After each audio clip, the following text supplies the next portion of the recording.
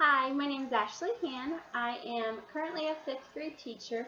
Some of the references that I make in my presentation are whenever I was a third grade teacher. So just fifth and third are kind of my grade. As for tracking, through my research, I found that tracking is the most commonly used term for ability grouping, the practice of lumping children together according to their talents in the classroom. I personally am a major supporter of ability-based instruction. I think that every child learns differently. They all learn at their own pace. They all learn from different ways. So I think it's really important that we adhere to that and not just expect that everybody can do the same thing at the same pace. I think that it's important that we have high expectations for every student in our class, our high-level learners and our low-level learners. I think that it's really important that our low-level learners understand that we expect them to try really, really hard. I also want my low-level learners to feel very comfortable in the classroom. So I think that I can do this by having an in-class ability grouping. I've had two different experiences with ability grouping. I have had in-class and out-of-class ability grouping. I will say that in-class is 1,000,000% better than out-of-class. My in-class experience was whenever I was here in Texas teaching third grade for 2 years, my first 2 years of teaching. I was able to group my children in my classroom through reading, writing, and math. And so my most successful, I would say, would be grouping them for reading. I really saw a lot of jumps in my reading groups. I did guided reading, and so I could really just tell the difference in their reading by the end of the year. One proud moment that I have is I had a student who came to me and who was reading barely at a kindergarten level. Some sounds were not there. Phonics was definitely not there. So it was a challenge, but by ability grouping in my classroom for reading, I was able to help this student become a beginning third grade level reader by the time he left my class at the end of the year. This was so successful because he really felt comfortable. He felt comfortable being with me. He felt comfortable reading just to me or one other student. I wasn't asking him to read in a whole group. I wasn't expecting him to read on a third grade level when clearly he had to work himself up. He just felt confident after about 2 months of working with him one-on-one. He felt much more confident. So I just felt like that was one of my high experiences of level grouping. My high students at that time were also doing research. They were being able to research within their book, the author, anything that they wanted. So it was pushing them further. So I think whenever you have ability grouping, I usually try and have 4 or 5 groups within my classroom. I think that it's important that they understand what's expected of them. I mean, if you're going to do groups in any type of setting, it's important that they know what's expected.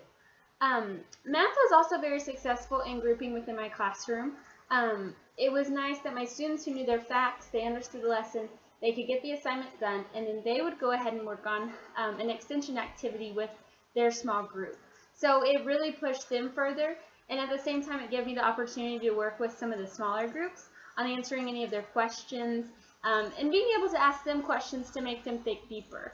With the small group, my students were a lot more willing to answer questions or ask questions. They weren't scared, since the whole class isn't in our small group. They weren't scared to ask questions. They weren't scared to say, I don't understand. So I think that it was very helpful for them for the smaller grouping of students. My out-of-classroom pull-out program was this past year in Nebraska. We did guided reading. We did reading mastery, and it's very scripted. And so some of my 5th grade students this last year were placed in 3rd or 4th grade classes. So when they're placed in 3rd and 4th grade classes, they weren't being pushed at all. It was really frustrating to me because once they're on that level, it's just a slow move, and the whole class moves at the same pace. So there's no like really digging deeper for them. There's none of it. So at the same time that some of my students were in lower grade levels, some of the 3rd and 4th grade students were in my classroom for 5th grade reading. And that's very wonderful. But now, since they are now going to go into 4th and 5th grade, they're both going to have well, I guess I had 5 of them total. They're all going to have to redo the whole 5th grade book. So it's just kind of frustrating to me that they've already successfully passed this and now they're going to have to redo it. It's just really frustrating to me. So I don't feel like that's being very helpful for them. And then I'm also just disheartened that now I'm sending 5th grade students onto middle school who are still reading at a 3rd or 4th grade level, when I feel like I personally hopefully could have pushed them further and made them strive for more. Just the program didn't really allow that. I think that overall grouping can be very beneficial, but I do understand why some people oppose it.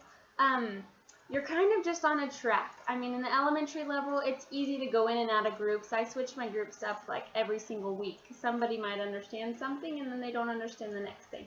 So they switch up a lot. But when you get into middle school and high school, you're kind of on a track. You're kind of placed in a group and then you just continue with that group. There's not a whole lot of movement because the regular classes are moving a lot quicker than some of the other groups that are a little bit behind. So that can stay with someone for a long time. I personally understand this because I had a speech impediment whenever I was younger, and so I was placed in one of these lower level groups when really I could perform at level. It was just I couldn't read the correct words with an R. So it was kind of frustrating to me to get into high school and see my friends in AP classes, but I wasn't on the course for AP classes. But however, it did make me feel really, really smart in class because I was always at the head of my class. So I think that it could be a good thing, it could be a bad thing. However, I did see people in my classes that just didn't try. They didn't feel like a lot was expected of them, and so they just really didn't put forth the effort. So I could see where it could be a really negative thing. But overall, I think that ability grouping is wonderful. It has helped just differentiate instruction within your classroom instead of having to send your students elsewhere. I just think that it's just a wonderful thing. I don't really know how else to put it, but it's just a great thing. It's given me confidence just to really work with my students individually and who they are. So I hope that you enjoyed this video, and I can't wait to hear from the rest of you.